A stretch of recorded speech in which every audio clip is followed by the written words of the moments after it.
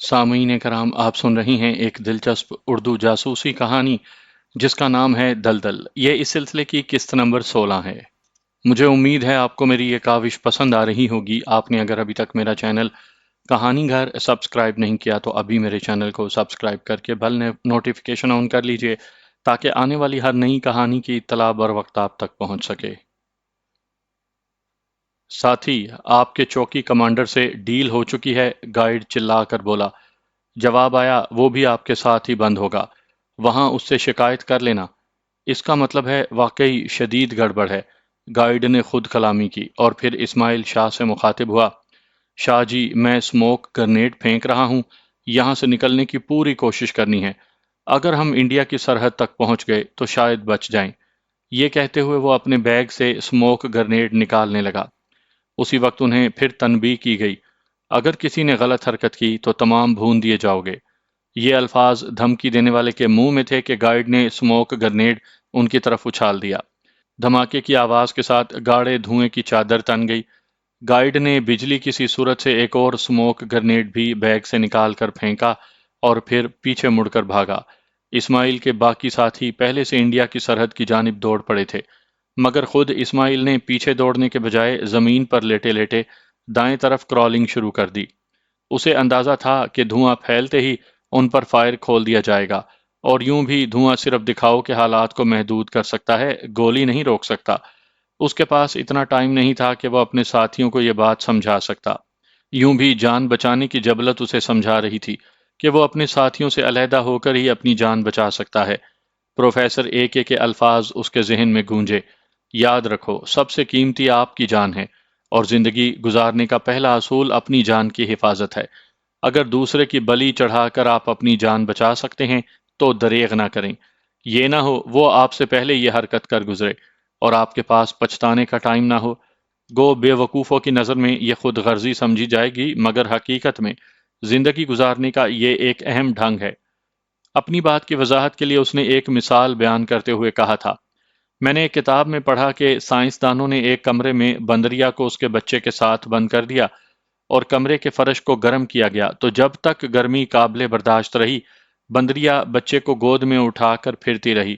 جیسے ہی تپش ناقابل برداشت ہوئی، وہ بچے کو فرش پر پھینک کر خود اس کے اوپر چڑھ کر بیٹھ گئی۔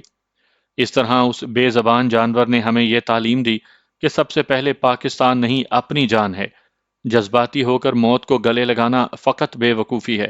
زندگی ایسے بندوں سے کبھی وفا نہیں کرتی۔ اسماعیل شاہ خود غرض نہیں تھا، مگر اسے اپنی زندگی عزیز تھی۔ وہ مرنا نہیں چاہتا تھا، اور اس وقت جان بچانے کے لیے سب سے پہلا کام اپنے ساتھیوں سے علیحدہ ہونا تھا۔ پاکستانی محافظوں نے لازماً بھاگنے والوں کا تعاقب کرنا تھا کہ یہ انسان بلکہ ہر جاندار کی جبلت میں شامل ہے کہ خطرے کو سامنے پا کر وہ سب سے پہلے کوشش جو کرتا ہے وہ خطرے کی حدود سے بھاگ نکلنے کی ہوتی۔ اس کا رخ اس رینجرز کے ٹیلے کی دائیں طرف موجود ایک چھوٹے سے ٹیلے کی طرف تھا۔ وہ چند میٹر ہی کرال کر سکا تھا کہ اس کے اندازے کی تصدیق کلاشنکوف کے فائر نے کر دی۔ کلاشنکوف سے متصل جو فائر اسے سنائی دیا، اسے سن کر اس کا دل اچھل کر حلق میں آ گیا۔ وہ پاکستانی LMG کے فائر کی آواز تھی، جو صرف نام کی لائٹ گن تھی، ورنہ در حقیقت اس کا شمار دنیا کے تیز ترین ریٹ آف فائر والے ہتھیاروں میں اول نمبر پر تھا۔ ایک منٹ میں 1100 سے 1300 راؤنڈ فائر کرنے کی صلاحیت رکھنے والی یہ گن 4 کلومیٹر کے فاصلے تک بندے کو ہلاک کر سکتی ہے۔ ان کے ویپن انسٹرکٹر نے بڑی تفصیل سے انہیں اس ہتھیار کے متعلق پڑھایا تھا۔ LMG کے گرجنے کی بھیانک آواز کے ساتھ ہی اس کے کانوں میں اپنے ساتھیوں کی چیخیں گونجی۔ اس کے دل میں ایک لمحے کے لیے افسوس کا احساس جاگا، مگر یہ ایک ناپائیدار جذبہ تھا۔ اس وقت اسے اپنی جان بچانے کا مرحلہ درپیش تھا۔ وہ جانتا تھا کہ سموک بم کے دھوئیں کو چھٹنے میں دیر نہیں لگتی تھی، اور اس کے پاس 1 منٹ کا قلیل وقت تھا۔ 10-15 میٹر کرالنگ کرنے کے بعد وہ اٹھ کر پوری قوت سے مطلوبہ ٹیلے کی طرف بھاگا۔ اسی وقت دھواں ہلکا ہونا شروع ہو گیا تھا۔ دھواں غائب ہونے سے پہلے وہ ایک مرتبہ پھر زمین پر لیٹ چکا تھا۔ وہ ٹیلے کے بیس تک پہنچ گیا تھا۔ زمین کی نسبت ریت پر کرالنگ کرنا نہایت آسان تھا کہ کوہنی اور گھٹنوں کو کسی قسم کی تکلیف نہیں ہوتی تھی۔ پیچھے مڑ کر دیکھنے کی فرصت اس کے پاس نہیں تھی، مگر اپنے تعاقب کا جائزہ لینے کے لیے جب اس نے پیچھے نگاہ دوڑائی تو چند ہیولے اسے اپنے ساتھیوں کے بھاگنے کی سمت جاتے دکھائی دیے۔ اگر یہ ہماری تعداد سے واقف ہوئے تو جلد ہی انہیں ایک بندے کی کمی محسوس ہو جائے گی۔ اس سوچ نے اس کے رینگنے کی رفتار میں تیزی پیدا کی۔ ٹیلے پر چڑھتے ہی وہ دوسری سمت اترا اور اٹھ کر بھاگ کھڑا ہوا۔ اچانک اسے بائیں طرف 50 قدم کے فاصلے پر ایک فوجی جیپ کھڑی نظر آئی۔ شاید وہاں کوئی سنتری موجود ہو۔ اس کے ذہن میں سوال اٹھا، مگر یہ 100% یقینی نہیں تھا۔ رسک لیتے ہوئے وہ جیپ کی سمت بڑھا۔ یہ دیکھ کر اس کی خوشی کی انتہا نہ رہی کہ جیپ کی نگرانی کے لیے کوئی بھی موجود نہیں تھا۔ جلدی سے جیپ میں بیٹھ کر اس نے اگنیشن کی تاریں توڑ کر جیپ سٹارٹ کر کے آگے بڑھا دی۔ اپنا رخ اس نے اپنی آمد کے مخالف رکھا تھا۔ وہ چند سو گز ہی آگے آیا ہوگا کہ پشت کی جانب سے اسے کلاشنکوف کا فائر سنائی دیا۔ اسے اندازہ تھا کہ اس فائر کا نشانہ وہ خود ہے، اس لیے اس کی کوشش تھی کہ وہ جلد از جلد خطرے کی حدود سے نکل جائے، مگر صحرا میں جیپ اس سپیڈ سے نہیں چلائی جا سکتی تھی جس رفتار سے روڈ یا عام زمین پر چلائی جا سکتی ہے۔ وہ جیپ کو چھوٹے موٹے گڑھوں میں گرنے سے بچانے کے لیے اسٹیئرنگ کو مسلسل دائیں بائیں کاٹ رہا تھا۔ کلاشنکوف کے فائر کے بعد اس کے کانوں میں LMG کے گرجنے کی آواز آئی۔ اس کا دل کانپ سا گیا۔ جیپ کو گڑھے میں گرنے سے بچانے کے لیے اس نے ہلکا سا دائیں جانب کاٹا اور اچانک اسے اپنے بازو میں انگارہ سا چبھتا ہوا محسوس ہوا۔ اس کے بازو کو اچھا خاصا جھٹکا لگا تھا۔ اس کے ساتھ ہی اس کے بازو میں تکلیف ہونا شروع ہو گئی۔ گولی شاید اس کے بازو کا گوشت چیرتی ہوئی نکل گئی تھی اور ہڈی محفوظ رہ گئی تھی، ورنہ اس کے برعکس ہونے کی صورت میں اس کا بازو بالکل ناکارہ ہو گیا ہوتا۔ اس نے جیپ روکنے کی کوشش نہیں کی تھی۔ جلد ہی وہ اپنی دانست میں فائر کی رینج سے باہر آ گیا۔ گو LMG کی رینج کے بارے میں وہ اچھی طرح جانتا تھا کہ وہ تاحال اس کی رینج میں ہی تھا، مگر ان کی نظروں سے اوجھل ہونے کے بعد یہ ممکن نہیں تھا کہ وہ اس کو نشانہ بنا لیتے۔ جیپ روک کر اس نے اپنے زخمی بازو کا جائزہ لیا۔ خون کے اخراج سے اس کی قمیض کی بائیں سائڈ سے رنگین ہو گئی تھی۔ قمیض اتار کر اس نے کس کر زخم پر باندھی اور جیپ آگے بڑھا دی۔ بازو کے زخم میں آہستہ آہستہ تکلیف بڑھتی جا رہی تھی، لیکن جان بچانے کی خواہش نے اسے محو سفر رکھا۔ اسے یہ بھی معلوم تھا کہ جلد ہی اس کا تعاقب شروع ہو جانا تھا۔ یہ بھی ممکن تھا کہ اب تک یہ ہو بھی چکا ہو۔ اسے سمت کا صحیح اندازہ تو نہیں تھا، وہ تو گائیڈ کے سہارے پر وہاں تک پہنچے تھے۔ چاندنی رات میں جہاں تک نگاہ کام کرتی اسے ریت ہی ریت نظر آتی۔ وہ اسی نامعلوم سمت کو آگے بڑھتا رہا۔ راستے میں ایک دو جگہ پر اسے بستی وغیرہ کے آثار نظر آئے، مگر وہ انہیں نظر انداز کرتا ہوا گزر گیا۔ اس کے اندازے کے مطابق اس کی تلاش میں نکلنے والے اسے سب سے پہلے انہی قریبی بستیوں میں ڈھونڈتے۔ اسے چلتے ہوئے 2 گھنٹے ہونے کو تھے۔ بازو کی تکلیف مسلسل بڑھتی جا رہی تھی۔ یہ اس کی خوش قسمتی تھی کہ گولی بازو کا گوشت چیرتی ہوئی نکل گئی تھی۔ صبح کے آثار ظاہر ہونے لگے، لیکن ریت تھی کہ ختم ہونے میں نہیں آ رہی تھی۔ اچانک جھرجھری لے کر جیپ کا انجن بند ہو گیا۔ یہ ایک نئی مصیبت تھی۔ اس نے فیول گیج پر نظر ڈالی، سوئی 0 لائن عبور کر چکی تھی۔ نیچے اتر کر اس نے جیپ میں سرسری نگاہ دوڑائی، مگر کوئی ایسی چیز نظر نہ آئی جو بعد میں فائدہ دے سکتی۔ ہلکی ہلکی ہوا چلنے لگی۔ مشرق کی سمت میں روشنی بڑھ گئی تھی۔ خالی بنیان میں اسے خفیف سی خنکی کا احساس ہو رہا تھا، مگر وہ جانتا تھا کہ جلد ہی وہ خنکی سورج کی تپش سے تکلیف دہ حدت میں بدلنے والی تھی۔ سورج کی مدد سے اس نے سمت کا تعین کیا اور شمال مغرب کی سمت قدم بڑھا دیے۔ سر، وہ مقابلے پر اتر آئے تھے۔ جوابی فائرنگ سے ان میں سے 4 موقع پر ہی ہلاک ہو گئے، جبکہ 2 اتنے شدید زخمی ہوئے ہیں کہ مشکل ہے کہ بچ سکیں۔ عاطف کو الیاس کی ندامت بھری آواز سنائی دی۔ اسی سے ملتی جلتی رپورٹ عرفان بھی دے چکا تھا، جبکہ ذیشان کے بقول وہ ان میں سے صرف ایک شخص کو زندہ پکڑنے میں کامیاب ہو سکا تھا، جو ان کا راہبر تھا۔ باقی انڈین آرمی کے فائر کا شکار ہو گئے تھے۔ اس کے کہنے کے مطابق جیسے ہی ذیشان پارٹی نے انہیں للکارا، انہوں نے گرفتاری دینے کے بجائے جوابی فائرنگ کرتے ہوئے بھاگ نکلنے کی کوشش کی، اور شاید وہ اپنی اس کوشش میں کامیاب ہو جاتے، مگر انڈین آرمی نے جانے کیا سوچ کر ان پر فائر کرنا شروع کر دیا، اور 2 طرفہ فائرنگ ان کی ہلاکت کی وجہ بنی۔ البتہ ان کے گائیڈ نے گرفتاری دے کر اپنی جان بچا لی تھی۔ اوکے، کوئی بات نہیں، تم رینجرز ہیڈ کوارٹر میں پہنچو، باقی بھی وہیں پہنچ رہے ہیں۔ اس نے وائرلیس سیٹ کا ریسیور سیٹ اٹھانے والے سپاہی کی طرف بڑھا دیا۔ اسے سب سے زیادہ فکر اس کی تھی کہ صدیقی صاحب جانے کیا سمجھے گا، کیونکہ عاطف کی تجویز شروع ہی سے ان تمام کو ہلاک کرنے کی تھی۔ ان سے بات ختم کر کے وہ وہیں گاڑی کا انتظار کرنے لگا جو انہیں لینے کے لیے رینجرز ہیڈ کوارٹر سے آ رہی تھی۔ بھاگ جانے والے دہشت گرد کے تعاقب میں بھی رینجرز کے جوانوں کی دو پارٹیاں نکل چکی تھی۔ صبح صادق کے قریب انہیں لینے کے لیے رینجرز کی دو جیپیں پہنچ گئیں۔ زخمی آدمی طبی سہولت نہ ملنے کی وجہ سے جاں بر نہ ہو سکا تھا۔ جیپوں میں بیٹھ کر وہ رینجرز ہیڈ کوارٹر میں واپس آ گئے۔ باقی تمام بھی وہیں پہنچ چکے تھے۔ بھاگ جانے والے دہشت گرد کی تلاش میں جانے والی پارٹیوں کی طرف سے آخری ملنے والی اطلاعات یہی تھی کہ وہ جس جیپ میں بھاگا تھا وہ تو ایک جگہ پر کھڑی ہوئی مل گئی تھی، البتہ وہ خود لاپتہ تھا۔ رینجرز کی مختلف چوکیوں سے بھی کئی پارٹیاں اس کی تلاش میں نکلی ہوئی تھیں۔ عاطف نے رینجرز کے سینئر سے واپس جانے کی اجازت لی اور درخواست کی کہ دہشت گرد مل جانے کی صورت میں انہیں فوری اطلاع دی جائے۔ وہاں مزید ٹھہر کر اپنا ٹائم ضائع کرنا اس نے مناسب نہ سمجھا۔ بھاگنے والے دہشت گرد کی تلاش میں رینجرز کی کافی پارٹیاں نکلی ہوئی تھیں اور اسے امید تھی کہ وہ آسانی سے پکڑ لیا جائے گا، مگر اس کے پکڑے جانے تک وہ رینجرز ہیڈ کوارٹر میں اس کے انتظار میں بیٹھ نہیں سکتا تھا۔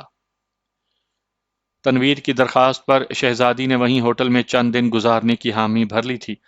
گھر میں انہوں نے بہانہ کیا کہ شہزادی جس کام سے آئی ہے وہ ابھی تک پایہ تکمیل کو نہیں پہنچا۔ ان کے دن عید اور راتیں شب برات گزر رہی تھی، لیکن اتنے قرب کے باوجود شہزادی نے تنویر کے رویے میں کوئی ایسی بات نہیں دیکھی تھی کہ اسے محسوس ہوتا کہ وہ اس سے جسمانی تعلق کا خواہاں ہے۔ وہ تو سارا دن اور رات گئے تک اس کی باتیں سنتا، اسے اپنی سناتا، اس کے ناز نخرے برداشت کرتا۔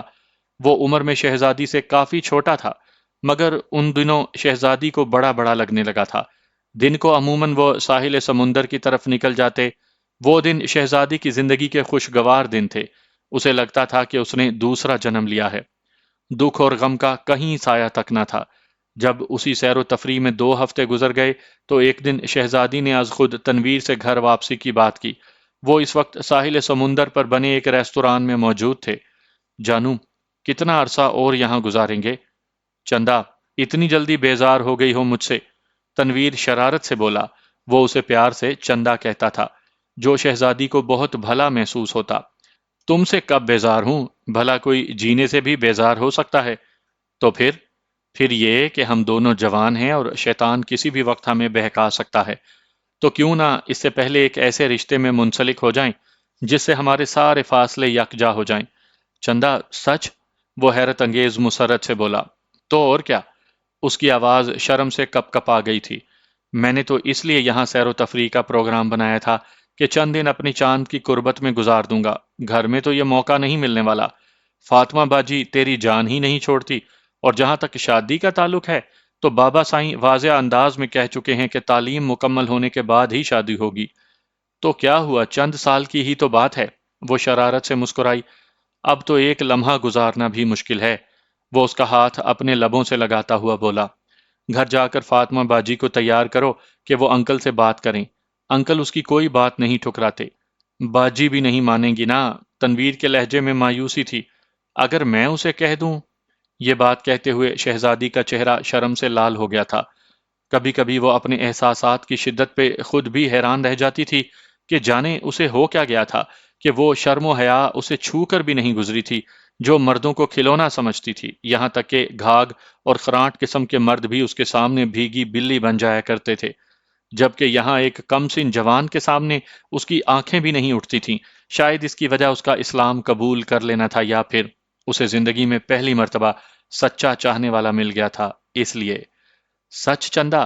اس کے لہجے میں بچوں کی سی معصومیت تھی۔ تو کیا مجھ پہ یہ احسان کرے گی تو؟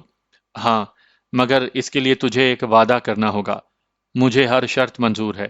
پہلے سن تو لو۔ اس کی جلد بازی پر وہ ہنس دی۔ مجھے بغیر سنے ہر شرط قبول ہے، البتہ تمہیں سنانے کا زیادہ شوق ہے تو حکم کرو۔ شادی کے بعد تم اپنی پڑھائی سے غفلت نہیں برتو گے اور ہر کلاس میں پہلے سے بھی اچھے گریڈ حاصل کرو گے۔ منظور ہے۔ یوں بھی دن رات میڈم میرے ساتھ ہوگی تو پڑھائی بھی اچھے طریقے سے ہوتی رہے گی، لیکن یاد رکھنا اگر فیل ہو گئے تو میں فاطمہ بہن کے کمرے میں شفٹ ہو جاؤں گی۔ میری توبہ جی! وہ کان پکڑتے ہوئے بولا، اور اس کے انداز پر شہزادی کھل کھلا کر ہنس پڑی۔ تو پھر ڈن ہو گیا نا؟ اور شہزادی کے اسبات میں سر ہلانے پر بولا، تو چلو آج ہی واپس چلتے ہیں، اب مجھ سے صبر نہیں ہو سکتا۔ کل سویرے چلیں گے انشاءاللہ، شہزادی بولی، اور وہ شہزادی کی بات ٹھکرانے کا سوچ بھی نہیں سکتا تھا۔ صبح کی ٹھنڈی ہوا تپتی لو میں بدل چکی تھی۔ سورج کی تپش اور بخار سے اس کا بدن تندور کی مانند جل رہا تھا۔ دور دور تک کوئی سایہ دار درخت دکھائی نہیں دے رہا تھا۔ پیاس کی شدت سے اس کی زبان اکڑ گئی تھی، مگر وہ چلنے پر مجبور تھا۔ رکنے کا مطلب ایک دردناک موت کے علاوہ اور کچھ نہیں تھا۔ لڑکھڑاتے قدموں سے وہ ایک متعین سمت کو بڑھتا رہا۔ گرم تپتی لو کا ایک فائدہ اس حالت میں بھی اس سے اوجل نہ رہ سکا کہ اس کی وجہ سے اس کے پاؤں کے نشانات کی مدد سے اس کا پیچھا نہیں کیا جا سکتا تھا۔ ایک چھوٹے سے ریت کے ٹیلے پر چڑھتے ہوئے اسے ٹھوکر لگی اور وہ منہ کے بل انگارہ بنی ریت پر گر گیا۔ گرنے سے اس کی مضروب بازو میں درد کی لہریں دوڑ گئی تھیں۔ چند لمحے وہ اسی حالت میں پڑا رہا اور پھر بمشکل ہمت مجتمع کر کے اٹھ کھڑا ہوا۔ سامنے نگاہ دوڑانے سے اسے چند سو گز دور پانی کا ایک بہت بڑا تالاب نظر آیا۔ اس کے مردہ قدموں میں جان آ گئی اور دوڑنے کے انداز میں آگے بڑھا، مگر یہ تیزی اسے راس نہ آئی اور وہ ایک مرتبہ پھر گر گیا۔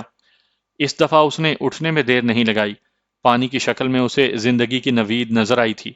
بھاگنے سے گریز کرتے ہوئے اس نے فقط اپنے سست قدموں کی رفتار میں اضافہ کیا اور اس کی پرشوق نگاہیں پانی کے ذخیرے پر جمی ہوئی تھیں۔ اس حالت میں وہ کافی دیر چلتا رہا۔ اچانک اسے احساس ہوا کہ پانی کے ذخیرے سے اس کا فاصلہ ہنوز برقرار ہے۔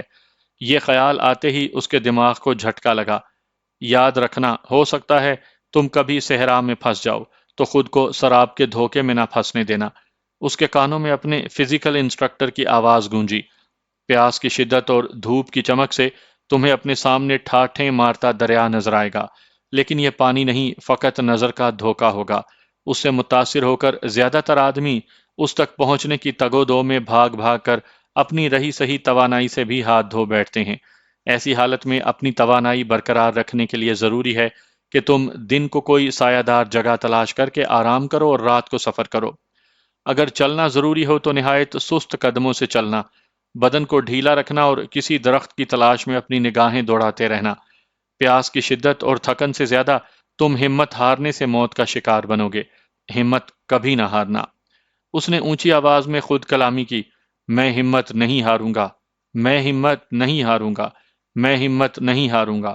اس نے ایک لمحے کے لیے سختی سے آنکھوں کو بند کیا اور پھر کھول کر دیکھا تو پانی کا ذخیرہ اسی آب و تاب سے چمک رہا تھا، لیکن اس مرتبہ اس پر توجہ دیے بغیر اس نے اپنے قدموں کی رفتار کو دھیما کیا اور دائیں بائیں کسی سایہ دار جگہ کی تلاش میں نگاہیں دوڑانی شروع کر دیں، لیکن اس کی نظریں کسی ایسی جگہ کی کھوج میں ناکام رہیں۔ اپنی ہمت بڑھانے کے لیے اس نے خود کو تسلی دینا شروع کر دی۔ اسے ایک سے سنا ہوا ایک بادشاہ کا واقعہ یاد آیا، جب ایک بادشاہ نے اپنے وزیر سے کہا تھا کہ میرے لیے کوئی ایسا فقرہ لکھ کر لے آؤ جو غم کے موقع پر مجھے مایوس نہ ہونے دے اور خوشی کے موقع پر غم سے غافل نہ کر دے۔ اور وزیر با تدبیر نے ایک چھوٹا سا فقرہ لکھ کر اس کی خواہش کو حقیقت کا روپ دے دیا تھا۔ اس نے بادشاہ کو لکھ کر دیا تھا، یہ وقت بھی گزر جائے گا، ہاں یہ وقت بھی گزر جائے گا، میں بھی بہت جلد یہاں سے نکل جاؤں گا۔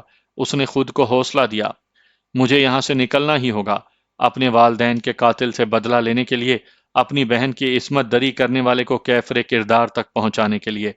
اگر میں مر گیا تو یہ کام تو ادھورا رہ جائے گا۔ نہیں نہیں، میں نہیں مروں گا، میں زندہ رہوں گا۔ سیٹھ فاضل، میں تیرے پاس آ رہا ہوں، بس تھوڑا سا مزید انتظار کر لے، تھوڑا سا۔ اس کی خود کلامی جاری رہی، خود تسلی اور حوصلہ دیتے کبھی اس کے قدموں کی رفتار میں ایک تسلسل آ جاتا اور کبھی اس کے قدم لڑکھڑانے لگتے، مگر اس نے رکنے کی کوشش نہیں کی تھی۔ اس وقت اس کی سب سے بڑی خواہش پانی کے چند گھونٹ کا حصول تھا۔ آج اسے محسوس ہوا تھا کہ پانی اللہ تعالیٰ کی کتنی بڑی نعمت ہے۔ بوٹوں کے اندر اس کے پاؤں جل رہے تھے، قمیض اس نے زخم پر باندھی ہوئی تھی اور قمیض کی غیر موجودگی میں اس کا بدن براہ راست آگ برساتے سورج کی زد میں تھا۔ بغیر بازوؤں کے بنیان اس تیز دھوپ کا مقابلہ نہیں کر سکتی تھی۔ پسینہ گرمی کی شدت کو سہارنے میں اہم کردار ادا کرتا ہے، مگر اس وقت اس کا پسینہ بھی خشک ہو چکا تھا۔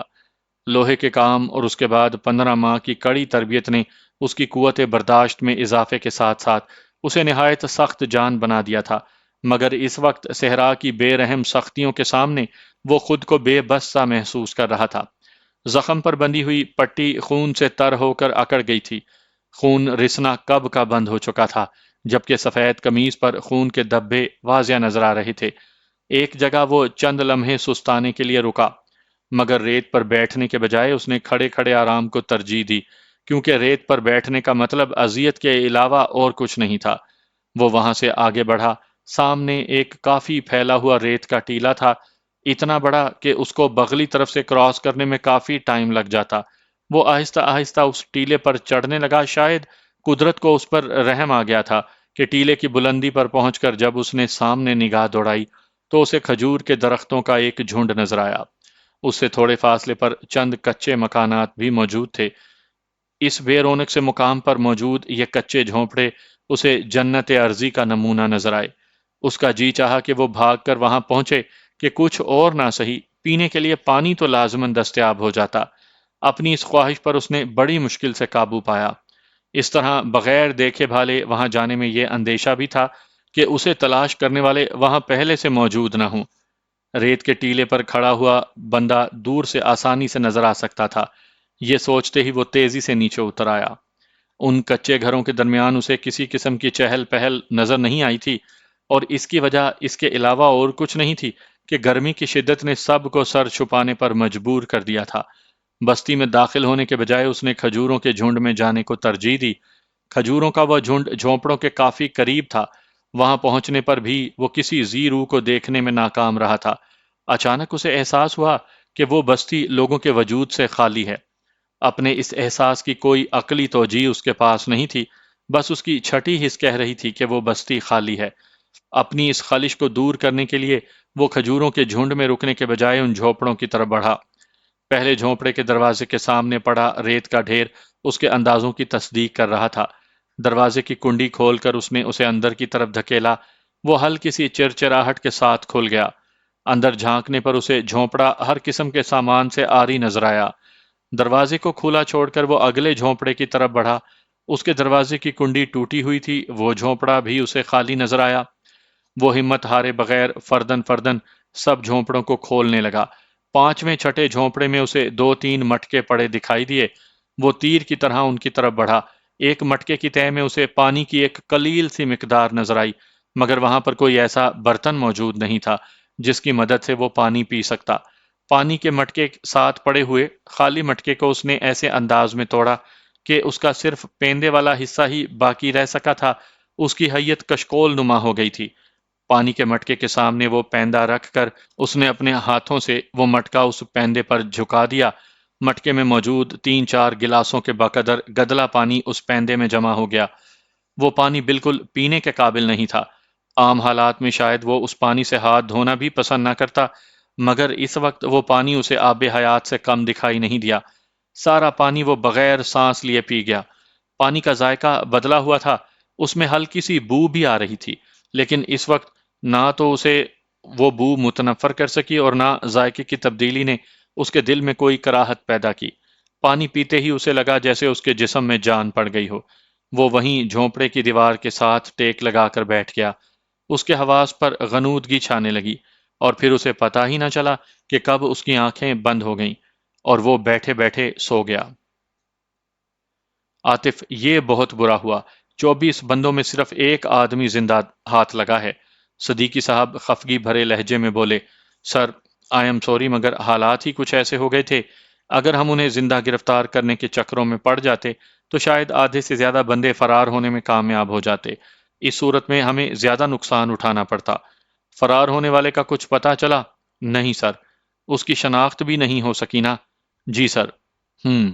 یہ کہہ کر صدیقی صاحب تھوڑی دیر کسی خیال میں کھویا رہا، پھر ایک گہری سانس لے کر بولا، ویسے رینجرز کے ساتھ مل کر اگر آپ لوگ خود اس کی تلاش میں نکلتے تو شاید اسے ڈھونڈنے میں کامیاب ہو جاتے۔ سر، تھر ایک وسیع صحرا ہے، اور اس میں چھپے ہوئے کسی بندے کو ڈھونڈنا بھوسے کے ڈھیر سے سوئی تلاش کرنے کے مترادف ہے۔ دوسرا، امید ہے کہ وہ بندہ بغیر وسائل کے وہاں سے زندہ نکلنے میں کامیاب نہیں ہو پائے گا۔ یوں بھی رینجرز کی اطلاع کے مطابق جس جیپ میں وہ فرار ہوا تھا اس میں کافی خون گرا ہوا تھا، جس سے ظاہر ہوتا ہے کہ وہ ہمارے فائر سے زخمی ہو گیا تھا۔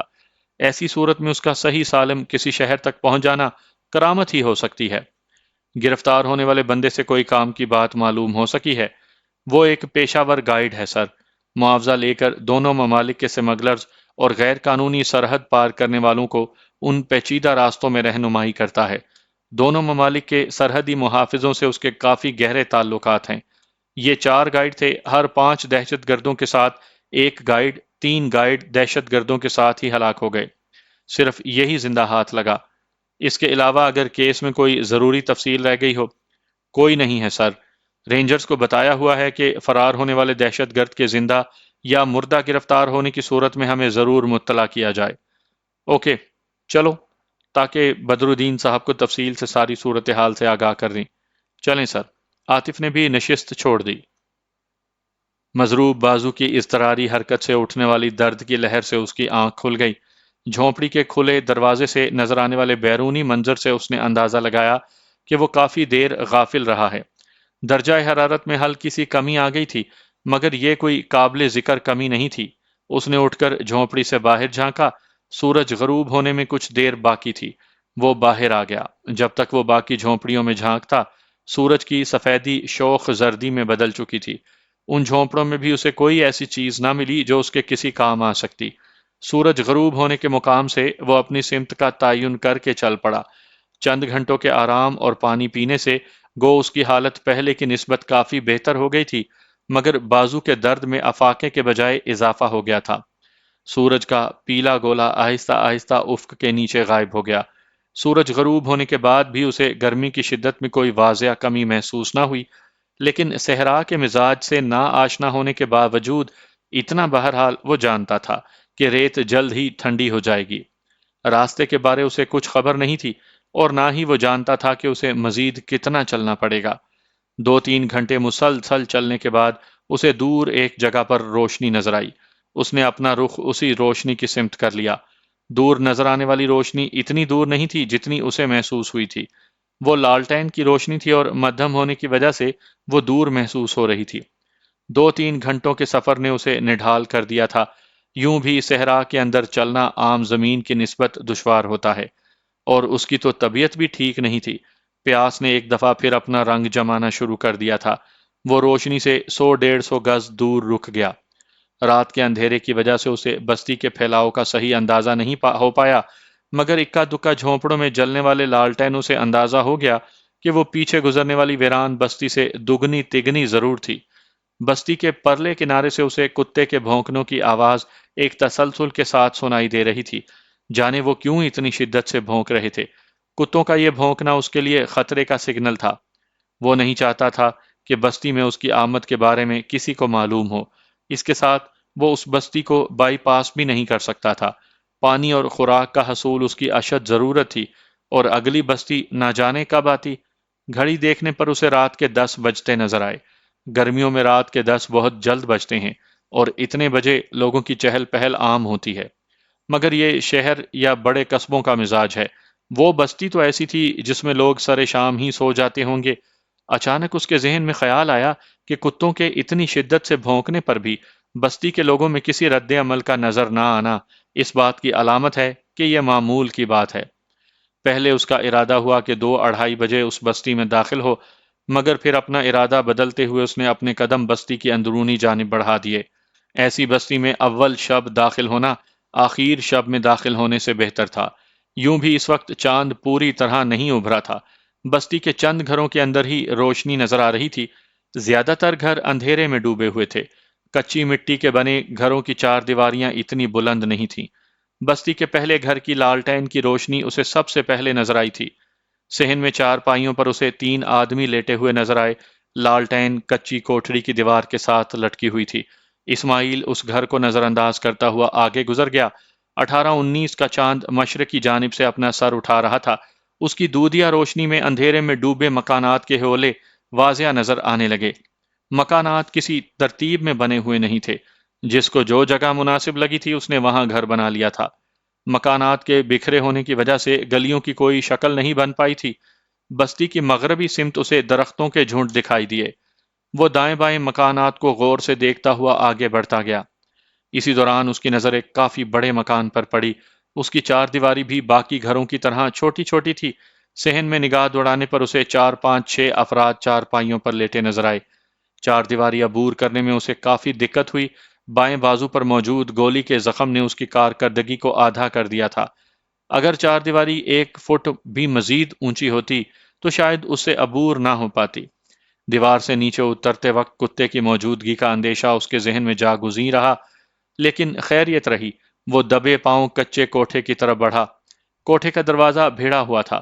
کنڈے کے ساتھ ایک لالٹین لٹک رہی تھی، جس کی روشنی نے گھر کے صحن میں مل گجاسا اجالا کیا ہوا تھا۔ کوٹھے کے سامنے دیوار کے ساتھ بنی گھڑونچی پر اسے مٹی کے چند گھڑے اور مٹکے پڑے دکھائی دیے۔ ان کے ساتھ رکھا مٹی کا گلاس نما برتن اٹھا کر وہ بے صبری سے پانی پینے لگا۔ خوب سیر ہونے کے بعد وہ کوٹھے کے دروازے کی سمت بڑھا۔ دروازہ آہستگی سے کھول کر اس نے ایک نظر صحن میں پڑے افراد پر ڈالی اور اندر گھس گیا۔ دروازہ کھلنے پر لالٹین کی روشنی کوٹھے کے اندر بھی آنے لگ گئی تھی۔ اندر مٹی کے ایک تھڑے پر 2 ٹرنک پڑے ہوئے تھے۔ دائیں طرف کی دیوار کے ساتھ 2 مشکیزیں لٹکے تھے، انہی کے ساتھ متصل 2 کلہاڑیاں بھی کراس کی شکل میں ٹنگی ہوئی تھی۔ سامنے کی دیوار کے ساتھ شرکن غربن 2 چارپائیاں بچھی ہوئی تھیں، جن پر پرانے کپڑوں کا ڈھیر پڑا تھا۔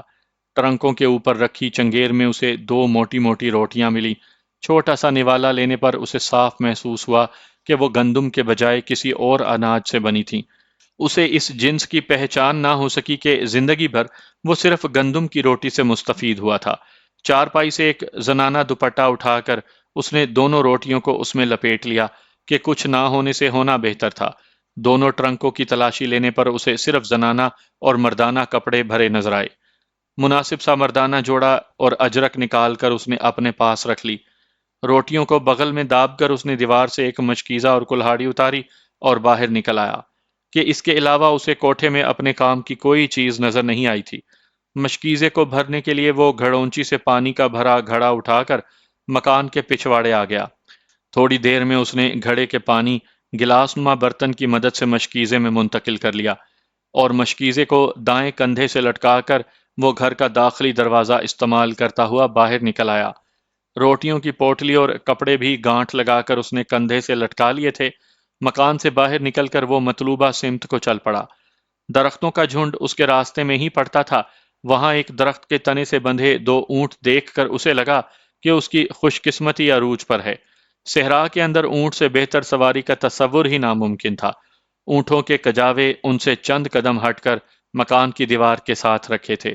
ان کے قریب جا کر اس نے انہیں ہلا کر چیک کیا، لیکن وہ کافی وزنی تھے اور ایک ہاتھ کی مدد سے کجاوا اٹھا کر اونٹ پر رکھنا اس کے لیے ممکن نہیں تھا۔ انہیں چھیڑے بغیر وہ جیسے ہی اونٹوں کے قریب پہنچا، وہ کھڑے ہو گئے۔ نسبتاً فربا اونٹ کی رسی کھول کر وہ آگے بڑھ گیا۔ دوسرا اونٹ ہلکی سی آواز میں بلبلایا۔ اسماعیل کو یہ آواز کسی دھماکے سے کم نہیں لگی، مگر اس نے رکنے کی کوشش نہیں کی اور تیز قدموں سے چلتا ہوا بستی سے باہر آ گیا۔ قطبی ستارے سے اپنی سمت کا تعین کر کے وہ پیدل ہی روانہ ہو گیا۔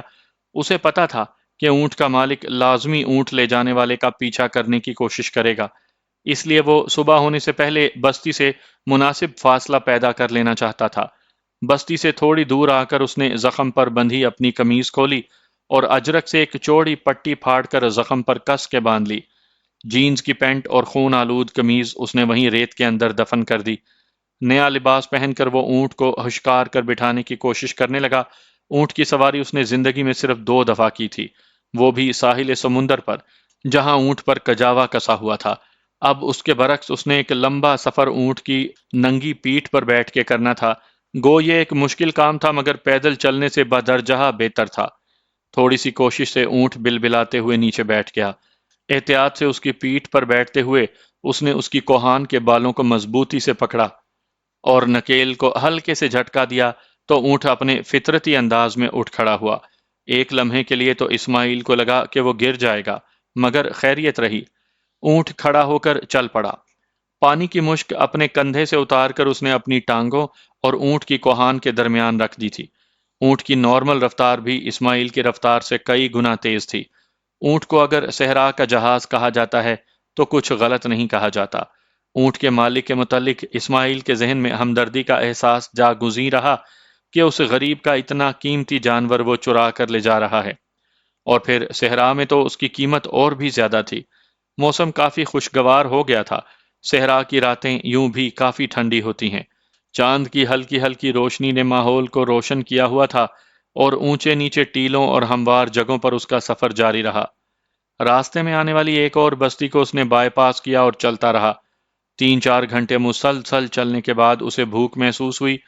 کچھ کھائے ہوئے اسے 30 گھنٹے ہونے کو تھے، لیکن پیاس کی وجہ سے اسے بھوک محسوس نہیں ہوئی تھی۔ کپڑے میں بندھی روٹی نکال کر وہ اونٹ پر بیٹھے بیٹھے کھانے لگا۔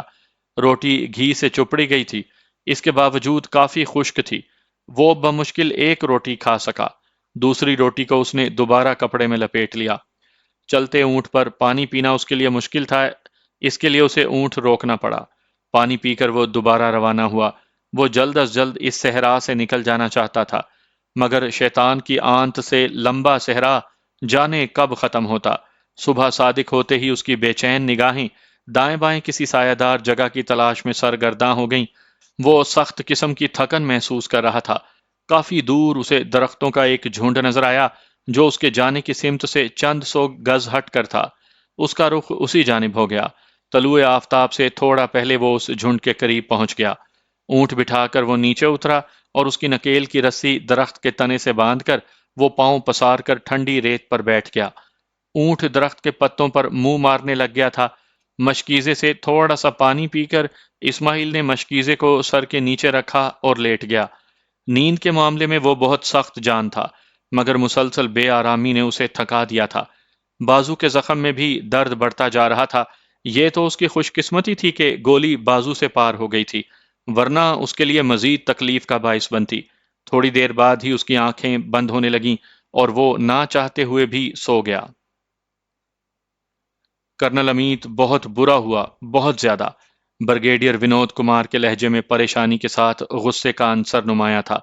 میں نے ساری ذمہ داری تمہیں سونپی تھی، اور تمہاری غلط پلاننگ سے ہمیں جو نقصان پہنچا ہے اس کی تلافی شاید کبھی بھی نہ ہو سکے۔ سر، اپنی طرف سے تو میں نے… کرنل صاحب، بریگیڈیئر نے قطع کلامی کی، وہ چند دنوں کے وقفے سے بھی تو بھیجے جا سکتے تھے۔ ضروری تھا کہ انہیں ایک ہی دن بھیجا جاتا۔ سر، میں نے آپ کے گوش گزار تو کیا تھا کہ ہم انہیں 5-5 کی ٹولیوں میں بھیج رہے ہیں۔ اب اپنی غلطی میرے سر منڈنے کی ضرورت نہیں۔ میں نے نہ تو اس کا مشورہ دیا تھا اور نہ ہی تو نے باقاعدہ اجازت طلب کی تھی۔ صرف بتایا تھا کہ تم ایسا کرنے کا ارادہ رکھتے ہو، اور بطور آرمی آفیسر اس بات سے تو تم اچھی طرح واقف ہوگے کہ اجازت طلب کرنے اور کسی بات سے آگاہ کرنے میں زمین آسمان کا فرق ہوتا ہے۔ سر، میں نے جو کچھ کیا ہے بھارت ماتا کی بہتری کے لیے کیا ہے۔ باقی اس میں بھارت ماتا کا نقصان ہوا ہے تو بھگوان کی اچھا یہی تھی، اس میں میرا کوئی دوش نہیں۔ اگر اس کے باوجود آپ یا بھارت سرکار کو میری کوتاہی نظر آتی ہے تو میں ہر سزا بھگتنے کے لیے تیار ہوں۔ تمہیں سزا دینے سے نقصان پورا ہو جائے گا تو سر پھر کیا کیا جائے؟ اب وہ بندے تو واپس آنے سے رہے۔ کرنل صاحب، گھبرانے کی ضرورت نہیں۔ بھارت ماتا کے سپوت ایسی باتوں سے گھبرایا نہیں کرتے۔ ایک ایک کا نادم لہجہ سنتے ہی بریگیڈیئر ونود، جو اسے سرزنش کر رہا تھا، تسلی دینے لگا۔ بھگوان نے چاہا تو سب ٹھیک ہو جائے گا۔ باقی میری ہائی کمانڈ سے بات ہو چکی ہے۔ مطالبہ یہ کیا گیا ہے کہ جس سے یہ خبر لیک ہوئی ہے وہ کالی بھیڑ تلاش کی جائے۔ سر، پاشا CIA کے ہاتھوں ہلاک ہو چکا ہے، اور اس کے تمام ساتھی CIA نے گرفتار کر لیے تھے، انہی سے یہ خبر لیک ہوئی ہوگی۔ بریگیڈیئر کے لہجے میں نرمی کی جھلک آتے ہی ایک ایک کے چہرے پر چھائی پریشانی ختم ہو گئی تھی۔ پاشا کے علاوہ کوئی بھی ان کے ٹریننگ پیریڈ کے دورانیے سے واقف نہیں تھا۔ شاید پاشا نے ہی اپنے کسی ساتھی کو بتایا ہو اور وہ CIA کے ہاتھوں گرفتار ہو گیا ہو۔ پاشا کے اتنے زیادہ قریب کون تھا؟ پاربتی سر۔ پاشا نے نہ صرف اسے خصوصی طور پر ٹریننگ دی تھی بلکہ سفارش کر کے اپنے پاس بھی رکھا تھا۔ ارے ہاں، پاربتی سے یاد آیا کہ 2 دن پہلے اپنے ایک آدمی نے کسی نوجوان لڑکے کے ساتھ دیکھا ہے۔ وہ شاید اسے نہ پہچان پاتا کہ وہ مسلمان عورتوں کی طرح نقاب میں تھی، لیکن اتفاق سے ساحل سمندر پر چلنے والی ہوا کی وجہ سے اس کے چہرے پر پڑا نقاب الٹ گیا، اور اسی وقت وہ اس کے قریب سے گزر رہا تھا۔ پہلے تو اسے اپنی آنکھوں پر یقین نہ آیا کہ اس کے مطابق تو وہ CIA کی قید میں تھی۔ اگر کسی طریقے سے رہا ہو بھی گئی تھی تو اسے کم از کم اپنے بندوں کی تلاش کرنی چاہیے تھی۔ بہرحال شک کو دور کرنے کے لیے وہ اس کی ٹو میں لگ گیا۔ اس کے لیے اسے زیادہ تگ و دو نہ کرنی پڑی۔ اس کا کام ساحل پر چلنے والی ہوا نے بہت آسان بنا دیا۔ بعد میں ساحل پر بنے ریستوران میں ان کے قریب بیٹھ کر وہ ان کی گفتگو سننے میں بھی کامیاب رہا۔ یہ سب نوٹ کر کے اس نے ہمیں رپورٹ بھجوا دی۔ اگر یہ حادثہ نہ ہوا ہوتا تو شاید میں نے کل ہی اس بارے میں گفتگو کر لی ہوتی۔ اس آدمی نے پاربتی سے کوئی بات چیت کرنے کی کوشش کی تھی؟ اس کے کہنے کے مطابق پاربتی نے ایسا کوئی موقع ہی فراہم نہیں کیا کہ وہ اسے کوئی اشارہ کر پاتا۔ وہ تو کسی پجارن کی طرح اپنے ساتھی کی ذات میں کھوئی ہوئی تھی۔ سر، اگر وہ واقعی پاربتی ہے تو اس کے بارے واضح اندازہ لگانا مشکل ہے کہ وہ ایسا کیوں کر رہی ہے۔ ہو سکتا ہے یہ سی آئی کی کوئی چال ہو اور انہوں نے اسے ہمارے ایجنٹوں کے لیے بطور چارہ کھلا چھوڑا ہوا ہو۔ یہ بھی ہو سکتا ہے کہ وہ وہاں سے فرار ہونے میں کامیاب تو ہو گئی ہو، لیکن اپنے تمام آدمی چونکہ گرفتار یا فرار ہو چکے تھے، اس لیے وہ کسی اجنبی کی داشتہ بن کر رہنے پر مجبور ہو۔ اسی طرح یہ بھی ممکن ہے کہ ہمارے حالیہ نقصان کی ذمہ دار وہی ہو اور اسی سے یہ خبر سی آئی کو ملی ہو جس سے ہمارا اتنا زیادہ نقصان ہوا ہے۔ وہ پاشا کے نہایت قریب تھی اور اس بارے میں سب جانتی تھی۔ اس کے بدلے اسے رہائی کا انعام ملا ہو۔ تمہارا پہلا اندازہ تو یوں رد ہے کہ اگر سی آئی نے اسے بطور چارہ استعمال کرنا ہو تو وہ یوں نقاب میں نہ پھرے۔ دوسرے، اس کا سی آئی کی قید سے فرار ہونا ایک ناممکن بات ہے، اور بالفرض یہ چمتکار کسی صورت ہو بھی گیا تو اس کے بعد اس طرح کھلے عام کراچی میں کسی مرد کے ساتھ گل چھرے اڑاتے پھرنا عقل سے بعید ہے۔ اب رہ گئی آخری بات، تو میں اس بات سے کسی حد تک متفق ہوں۔ سر، میں 100% آپ سے متفق ہوں، لیکن اب پاربتی کے بارے میں کیا کیا جائے؟ اس نے بھارت ماتا سے غداری کی ہے۔ پہچاننے والے نے اس کا تعاقب کر کے اس کا ایڈریس تو معلوم کر لیا ہوگا۔ وہ پچھلے 2 ہفتوں سے اپنے یار کے ہمراہ ایک ہوٹل میں مقیم ہے۔ سر، اگر اسے اغوا کر لیا جائے تو سب کچھ کھل کر سامنے آ جائے گا۔ ہمارے بندے اب اس قابل نہیں رہے کہ اسے اغوا کر سکیں۔ البتہ اسے قتل کروایا جا سکتا ہے۔ نہیں سر، جب تک اصل بات معلوم نہ کر لی جائے اس کے قتل کا فیصلہ کرنا ٹھیک نہیں ہوگا۔ کرنل، میرا خیال ہے کراچی میں اپنے سیٹ اپ کو از سر نو مضبوط کرنے کے لیے ہمیں کوئی اچھا سا ایجنٹ وہاں بھیجنا پڑے گا۔ درست ہے سر، اور میری نظر میں اس کے لیے میجر روہت چکرورتی سے بڑھ کر اور کوئی نہیں۔ میجر چکرورتی؟ برگیڈیئر ایک لمحے کے لیے سوچ میں پڑ گیا، پھر بولا، کرنل وہ کہیں ٹک کر کام کرنے والا آدمی نہیں ہے، اور ویسے بھی اس کی یہاں کافی ضرورت ہے۔ سر، کون سا اسے مستقل بھیج رہے ہیں؟ اپنے آدمیوں کو تھوڑا مستحکم کر دے گا۔ پاربتی کا مسئلہ ہے اور اس کے ساتھ ایک دو اور مسائل یہ حل کرتے ہی واپس آ جائے گا۔ چلو ایسے ہی کر لیتے ہیں۔ برگیڈیئر اس کے ساتھ متفق ہو گیا۔ تم میجر چکرورتی کو ساری صورتحال سے آگاہ کر دو۔ ٹھیک ہے سر۔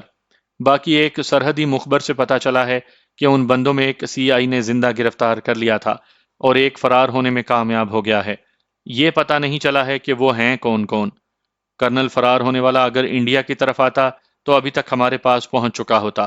اس نے لازمی پاکستان کا رخ کیا ہوگا، اور شاید اب تک وہ صحرا کا لقمہ بھی بن چکا ہو، اور جو سی آئی کے ہاتھ چڑھ گیا ہے وہ تو سمجھو زندہ درگور ہو گیا۔ اس لیے ان دو کا شمار بھی پرلوک سدھارنے والوں میں کرو۔ شاید فرار ہونے والا زندہ بچ گیا ہو۔